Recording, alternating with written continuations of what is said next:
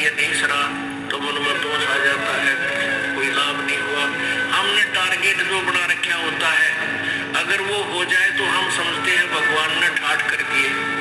और हो सकता है जिस उद्देश्य से आप परमात्मा से डिमांड कर रहे हो और वो वस्तु आपके लिए आने वाले समय में आपके लिए हानिकारक हो, तो परमात्मा वो आपको देगा नहीं, वो नहीं देगा यदि आप भगवान से की शरण में हो।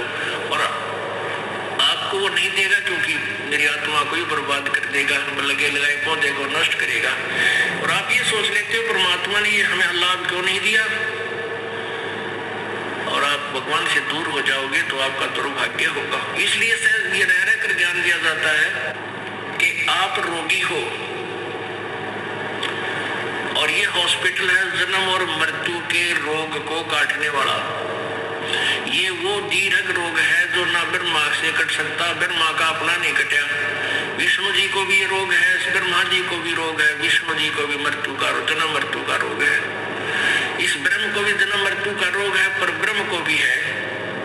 केवल एक परम अक्षर ब्रह्म है वो परमात्मा जो जन्म और मृत्यु के रोग को काट सकता है। और वो ये हॉस्पिटल है बरवाला आश्रम, सतलोक आश्रम बरवाला। यहाँ पर उस दीर्घ रोग का ऑपरेशन होता है। अब सच परमात्मा के दरबार में आप आगे, जैसे आप हॉस्पिटल चले जाते हो, आप हॉस्पिटल में जाके आप डॉक्टर को अपना रोग बता देते हो, डॉक्टर अपनी जांच करके क्लियर कर लेता है कि हाँ आपको ये रोग है, फिर वो आप कहते हो जी ट्रीटमेंट कर दो, तो उसमें डॉक्टर आपका ट्रीटमेंट करता है, आपका जो है इलाज करता है, तो उसमें आपकी सलाह नहीं लेगा। वो अपने हिसाब से आपको इंजेक्शन लगाना, इंजेक्शन लगाएगा, ग्लूकोज लगानी है ग्लूकोज लगाएगा। और यदि ऐसी कोई स्थिति आ गई तो आपका ऑपरेशन भी करेगा। हाँ, इतना अवश्य बता देगा कि इसके ऑपरेशन की आवश्यकता पड़ेगी, बोल तरीके सलाह है। यदि आप कहोगे ऑपरेशन नहीं करा तो जा अपने घर में मर, ऑब्जेक्शन है तो जा, फिर जाते मरेगा। तो ऐसे ही यहाँ आप आगे, और ये दास डॉक्टर है, परमात्मा कबीर जी की पावर से सारा काम होगा। तो आपको जैसा भी कुछ मिले, जैसा भी मालिक रखे, आपको नो ऑब्जेक्शन होना चाहिए। यानी जो रखे तुम ही रहो मेरा के सारा, खाने जाद खरीद हो गुलाम तुम्हारा। परमात्मा जैसे भी आपको रखे, अब चाहे आपको ये दिखे कि हमारी ये हानि होगी, नहीं, हानि नहीं, ना जाने के बड़ा कहर डाल दिया आपका, आप नहीं सोच सकते, आप बालक हो। एक 2000 10,000 रुपए की हानि में आपका 10 लाख का नुकसान डाल देगा परमात्मा। और आप ये सोचोगे कि हमें ये हानि नहीं होनी चाहिए थी, हमने नाम भी ले रखा है, तो ये आपकी गलती है। अपने आत्माओं, परमात्मा कबीर देव जो है ये हमारे पाप कर्मों का नाश कर देता है। अब जैसे आप सोचते हो कि भी हमें ये हानि नहीं होनी चाहिए थी, हमें ये नहीं होना चाहिए था, तो फिर आप इस भक्ति का लाभ प्राप्त नहीं कर सकते। जैसे आप यहाँ आए हो, आपको 1 2 3 लाभ तो परमात्मा कबीर जी अपने कोटे मत देगा, ऐसा लाभ देगा आप सोच भी नहीं सकते कि मुझे ऐसा सुख हो गया। भगवान है परमात्मा। अब यहाँ जो भाई बहन आते हैं, जो 2 वर्ष 3 वर्ष के लग रहे हैं, 4 वर्ष के 5 वर्ष हो गए, वो शुरू में आते हैं तो ये कह दिए हमारा ये नुकसान हो गया, ये लाभ नहीं होता, ये बीमारी होगी, ऐसा नहीं होता। 2 वर्ष के बाद जो सच्चे दिल तो लगते हैं, नाम खंड नहीं करते, 2 वर्ष के बाद उनके पास जुबान नहीं रहती, उनके मांगा भगवान तो बिना मांगे देने मिल जाता है, इतना सुख दे देगा आपको। अब वो जो नए आते हो तो अपने दुख बताते हैं, और उनको क्योंकि आपके पिछले पुण्य नहीं थे, बैटरी चार्ज नहीं थी, तभी तो आपको दुख हुआ, आपके प्रारब्ध में वो पाप थे। अब परमात्मा ने आते ही वो पाप काट के आपके सुख लिख दिए, तो अपने कोटे से आपको दिया। फिर आपको कहा जाता है कि बेटा, बच्चा बेटी, अब तू भक्ति करके ये अपनी कमाई स्वयं कर। 1-2 सुख तो इसलिए दिया जाता है कि ये पहचान लेके भगवान है यहाँ पर, और फिर आपने स्वयं अपनी मजदूरी करनी पड़ेगी, तभी तुम सेठ होगे। आते हो, जैसे कोई भक्त आता है, पहले तो आप सच्चे जलते शुरू में लगते नहीं। यदि आप शुरू से समर्पण कर दो और छोड़ दो सब पूजाओं को, देखना आपके ऊपर 1 वर्ष के अंदर वारे न्यारे कर देगा भगवान, लेकिन नहीं पकड़ पाते। उसके लिए काल ने हमें कैसे बांध रखा, जैसे एक परिवार में एक आदमी नाम ले लिया एक व्यक्ति ने, और 5 व्यक्ति अनुपासना करने वाले, तो आपके नियम को खंड करवा देते हैं और फिर आपको हानि होने बराबर रह जाती है, वो लाभ पूरा नहीं मिलता।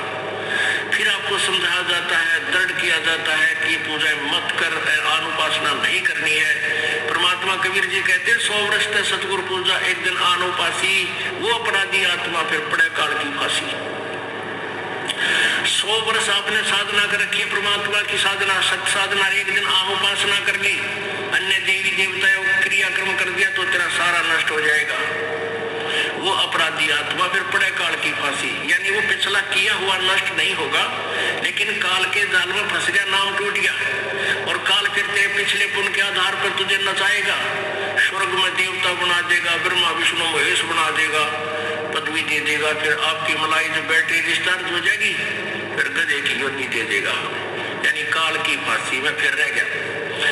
तो ये साधनाएं आपने जो हम बताते हैं शुरू में ही, प्रारंभ से ही दृढ़ निश्चय करके आओ, और सब आप अनुपासना को और समर्यादा जो आप हमारे नियम को भंग करती है, इनको तुरंत त्याग दो और फिर देखना। अब जैसे कोई भक्त आता है अनजान, जो ज्ञान नहीं समझ रहे, वो कहते हैं जी मेरे को ना 4 महीने हो गए नाम लिए, मेरे को 10 महीने हो गए और मुझे कोई लाभ नहीं हो पा रहा, मैंने पाठ भी करा दिया, ज्योति भी बोल दी। उसके 2 कारण हो सकते हैं। एक तो ये है कि आपने बीच में कोई नाम खंड किया हुआ है, या आपका नाम खंडित है। जब नाम कनेक्शन कट गया तो पावर आएगी नहीं, तो बिजली नहीं आएगी, तो आपके पंखे चले ना कूलर चले।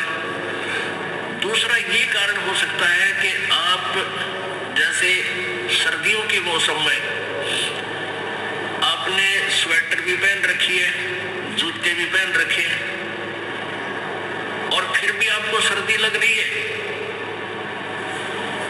तो क्या कारण है कि सर्दी घनी है। सर्दी घनी है तो उसका क्या उपाय है कि जर्सी और पहन, और जर्सी से भी सर्दी लग रही है तो कंबल और ले, उसका विकल्प यही है और तरीका नहीं। अब कोई ये कहे कि मैंने स्वेटर भी पहन रखी है और फिर भी सर्दी लगती है, क्या फायदा हो, मैं स्वेटर निकाल कर फेंक देता हूँ, तो बॉडी बूझ हो जाता है।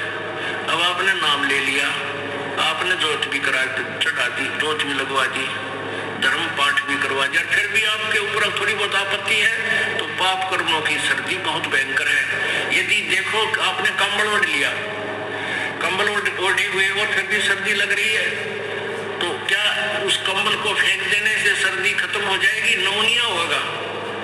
कंबल ने जितना उसकी क्षमता थी उतना प्रोटेक्शन आपका कर रखा है। अगर ये कंबल भी ना होता इतनी सर्दी में तो नमूनिया हो जाता आपको। तो ऐसे ही आपके ऊपर पाप कर्मों की सर्दी घनी है, और इतना कुछ धर्म करने के बाद भी थोड़ा बहुत ठूं ठा पीता हाथ पांव ठंडे हो रहे हैं, तो क्या नाम छोड़ देने से आपको लाभ हो जाएगा? वो नाम रूपी कंबल को फेंक देने से, धर्म रूपी कंबल को फेंक देने से आपको हानि होगी। उसका तरीका है कि और बढ़ाओ, रजाई ओढ़नी पड़े रजाई ओढ़, और आग बाल कर सेकना पड़े तो आग बाल कर, हाथ पैर सेक कर अपना गर्मी प्राप्त कर। तो ऐसे ही इसी तरह धर्म और बढ़ा, पुण्य बढ़ा, पाठ और कर, जोत चढ़ा। जैसे एक टेबलेट थे, पेट का दर्द ठीक ना होगा 2 ले, एक दिन मना हुआ तो लगातार 1-1 महीने भी गोलियां खानी पड़ जाती है, जब वो इलाज होगा उसी तरीके से। तो आपका जो ये पाप रूप कर्मी जो कर्म रूप की सर्दी से आप जो परेशान है, इसका यही तरीका है, और इसमें आपने पीछे नहीं हटना, आगे को बढ़ना चाहिए।